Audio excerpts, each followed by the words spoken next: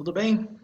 Bem-vindos a mais uma aula e que Deus nos abençoe esse dia. Bom, vamos lá.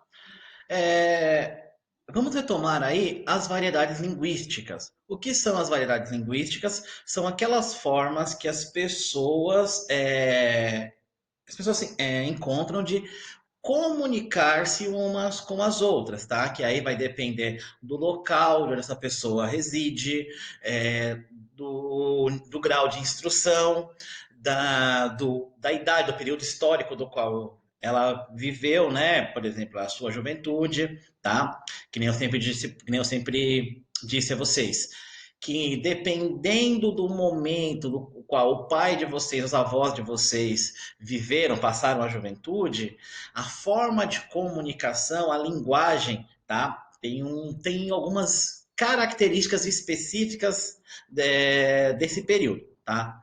Vamos ver quando cabe a que característica, tá? As variedades regionais. O que são as variedades regionais? Olha lá, olha lá. São os chamados dialetos, que são marcas determinantes referentes a diferentes regiões. O que é isso?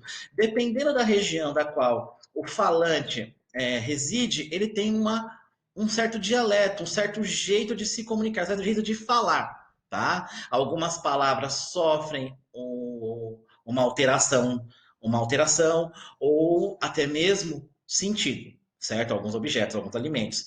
O exemplo que está aqui é o exemplo da macaxeira, do aipim ou mandioca, tá? Dependendo dessa região, da região no qual o falante está, nós temos uma determinada nomenclatura para nós aqui residentes de São Paulo, tá? No município do estado de São Paulo, município de Guarulhos, nós falamos melhor, né? Ainda não, né? Nós falamos mandioca, tá bom? E dependendo da onde o falante reside, tem uma variedade para a mandioca.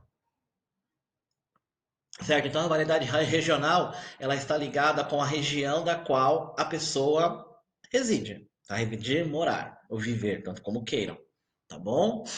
A variedade histórica. A variedade histórica é aquela variedade que depende do momento do qual a pessoa viveu, passou ali vamos pensar assim, a sua juventude, por exemplo.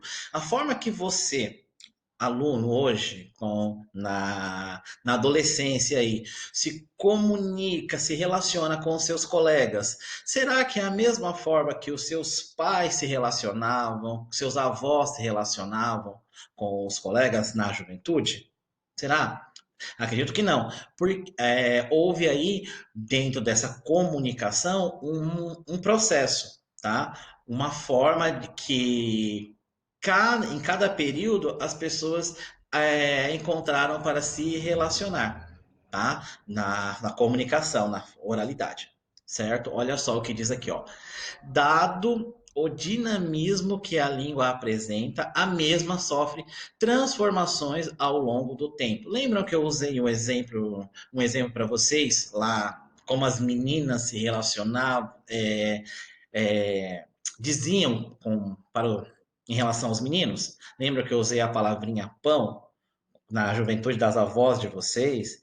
Quando uma mulher conversava com outra, uma menina, uma adolescente conversava com a outra referente a um menino, tá? Para falar que era bonito, não sei, alguma coisa do gênero, falava que o menino era um pão. Isso é uma variedade histórica, tá? Para aquele determinado período, tá? Pessoal, pode ficar em paz. O professor não pegou essa fase, tá? Então eu acredito que eu não fui pão de nenhuma menina. Tudo bem, senhores? Então passaremos. Ficou claro? Espero que tenha ficado claro essa variedade histórica. Tudo bem? As variações sociais ou culturais. Vocês lembram que eu separei isso, né? Aqui eu coloquei dentro do mesmo slide, do mesmo contexto, mas há uma peculiaridade aí, tudo bem? A social está ligada diretamente ao poder aquisitivo. A cultural o poder aquisitivo interfere, no entanto, quanto de cultura essa pessoa adquiriu, tá? Então, tem esse pequeno detalhe. Mas para esse momento, vamos trabalhar as duas juntas, tudo bem? Olha só, essa variedade está relacionada em relação a subgrupos, tá? Dentro da nossa cidade aí, da de Guarulhos, tá? Nós temos aí subgrupos, certo? É, algumas pessoas gostam de rock and roll, outras pessoas gostam de funk. Dentro desses subgrupos, nós temos aí algumas formas de comunicação, algumas gírias, certo? Pertencente a esse grupo específico, tá? Que cada um vai entender dentro do contexto, tá? Que esse grupo apresenta, certo? E pensando aqui nas relações, nas variações sociais, nós temos os jargões. O que são os jargões? O que difere os jargões das gírias? As gírias, elas não estão preocupadas na relação profissional, tá? As gírias, elas simplesmente é um grupo específico que vão atribuir ali qualquer, vamos dizer assim, qualquer forma de comunicação, qualquer linguagem, qualquer conceito para atribuir um novo significado, ressignificar alguma palavra, algo do gênero, tá? Os jargões não, eles estão voltados para um grupo profissional, um grupo específico profissional. Por exemplo, os médicos têm os seus jargões, tá? Os professores têm os seus jargões, os engenheiros e por aí vai. Toda e qualquer profissão tem os seus jargões. Eu acredito que durante durante a explicação desse conceito para vocês, eu usei um termo paracetamol, que é um único termo que eu costumo apresentar, que eu entendo um pouco quando eu vou a um hospital por algum motivo, tá? Gramática internalizada. O que é a gramática internalizada? A gramática internalizada é aquela gramática, aquela que a pessoa, que o falante vai adquirindo com o passar do tempo, tá? Ela não está preocupada com as normas da linguagem culta. Ela está preocupada com a forma que o falante encontra para se comunicar com o outro, tudo bem? E lembrem-se que mesmo a gramática internalizada que eu aprendo ouvindo outro falante, ela tem uma estrutura, tá? Independente de que a criança, ao adquirir a fala, ela diz eu fazia xixi, por exemplo, tá? Ele tem lá o sujeito, tem o verbinho e tem o predicado. Eu consigo entender, tá? Não quer dizer que a gramática internalizada eu vou falar de qualquer jeito e tudo bem, tá certo? Não, ela ainda assim apresenta ela ainda assim, ou melhor, alguns não, né? Ainda assim apresenta uma estrutura de comunicação, certo? Que faça sentido ao ouvinte, tá? O falante profere e o ouvinte estabelece ali o sentido. Tranquilo, senhores? Lembram disso? Ah, vamos continuar. Agora tem a gramática normativa. A gramática normativa ela é responsável pelas regras do nosso idioma, certo? Professor, mas se o senhor acabou de apresentar que a gramática internalizada ela tem uma estrutura para que os falantes consigam estabelecer uma comunicação, para que eu preciso aprender a gramática normativa? Vamos lá.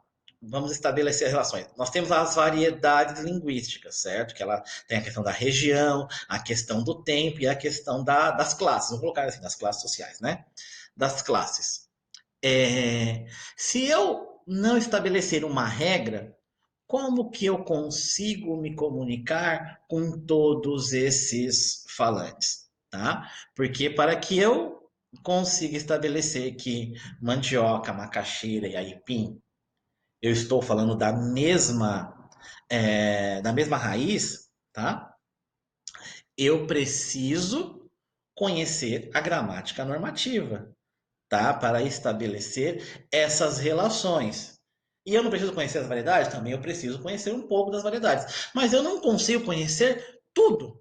Não dá para eu conhecer todas as variedades dos moradores do estado de São Paulo, todas as variedades dos moradores do estado de do estado do Paraná. Eu não consigo estabelecer essas variedades, conhecer tudo isso, tá? Por quê? Porque é uma questão cultural. Eu preciso viver aquela cultura para que eu possa compreender as suas variedades também, tá? Que língua está atrelada e também é a cultura de um povo, tá bom, senhores? Então, e a gramática normativa, por sua vez, ela é responsável por organizar, por estruturar de forma objetiva essa, esse nosso idioma, essa nossa língua, certo, senhores? Tranquilo por aqui? Espero que sim. Pessoal, presta atenção. Não é para deixar o vídeo rolando aqui e vocês saírem para jogar videogame, falar no WhatsApp, esse tipo de coisa. Presta atenção aqui. São poucos minutos, tá? Vocês precisarão fazer atividades referentes a isso. Olha só, preconceito linguístico. Preconceito linguístico, eu fiz um recorte ipsis literis, recorte igualzinho eu peguei em um livro, tudo bem? Olha só, é um livro do professor Jairo Beraldo, tá? Que ele fala sobre um, um filósofo, o Marcos Banho aqui, tudo bem? Que o que é esse preconceito linguístico? É um juízo negativo de valor, ou seja, eu sempre esse juízo negativo é quando eu repudio, é quando eu tenho um preconceito direto, quando eu não aceito essa forma que o outro se direciona a mim. Isso é preconceito linguístico, tá? E como eu já havia dito na sala de aula, nós não podemos, vamos dizer assim, ter esse preconceito linguístico com outros falantes. Tá? Nós temos que levar em consideração o seu processo, tá? O que faz aquela pessoa não dominar a norma culta do nosso idioma. Tá? Nós temos que pensar dessa forma, tá? Em auxiliá-la, não agir de forma pejorativa. Tudo bem, senhores? Perguntas até aqui? Qualquer dúvida, queridos, por gentileza, entre em contato com o colégio para que o colégio possa entrar em contato com o professor e eu sanar se houver alguma dúvida, tá? Olha só, isso que nós estamos trabalhando é o conteúdo do capítulo P6 da apostila de vocês, certo?